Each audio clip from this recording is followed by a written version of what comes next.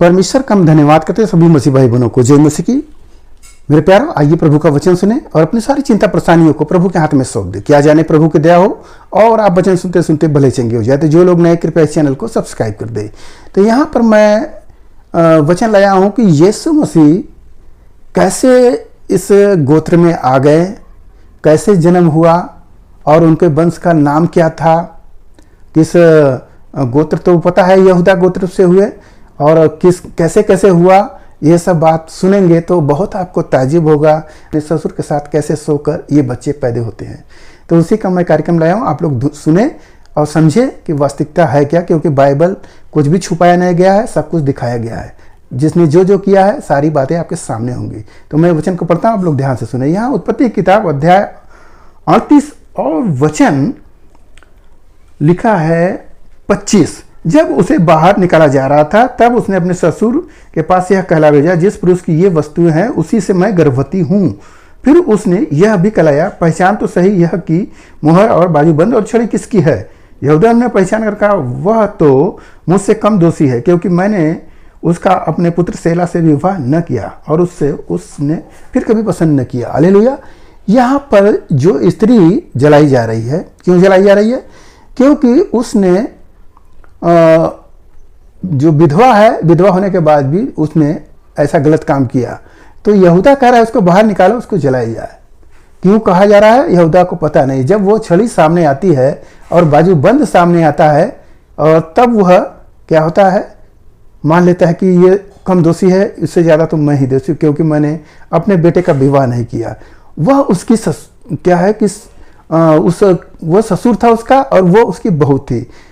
जो लिखा है, यहूदा को 3 बेटे हुए और तीसरा बेटा जो सबसे लास्ट का था, सेला था नाम था। 2 बेटे मर जाते हैं और उससे वादा करता है कि जो मेरा बेटा छोटा है वो बड़ा होगा तो तुझसे शादी कर दिया जाए, तब तक तुम विधवा का पहरा पहने हुए अपने पिता के घर में रहना।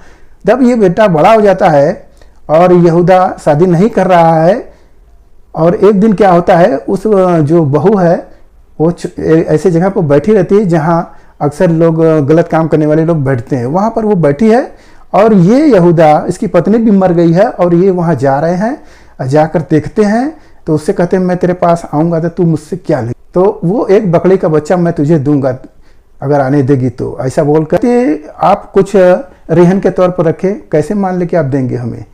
तो वो अपना जो अभी वचन में पढ़ा गया कि अपना बाजूबंद और मोहर और जो छड़ी वो उसके यहाँ रेहन रख देता है।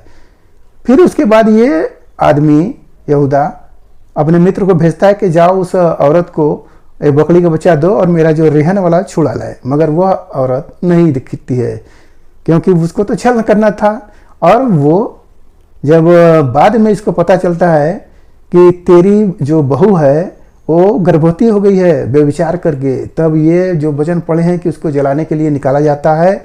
और ये उस चीज को जब देखता है तब मान लेता है कि ये पाप तो मैं नहीं किया। इस प्रकार से वह गर्भवती होती है, तो वह गर्भ में 2 बच्चे होते हैं।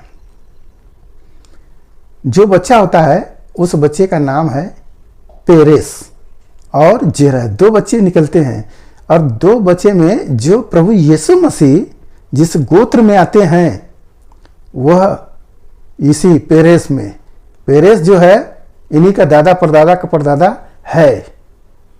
मेरे प्यारों, आज के दिन आप जान गए कि किस प्रकार से प्रभु यीशु मसीह का इनके वंश में आना होता है। आप सोचेंगे कि अरे व्यभिचार से क्या परमेश्वर जन्म ले सकते हैं? मगर नहीं मेरे प्यारों, जिसको परमेश्वर ने पवित्र ठहराया है हम उसे कभी अशुद्ध नहीं कर सकते हैं। तो परमेश्वर कहीं से भी आ सकता है।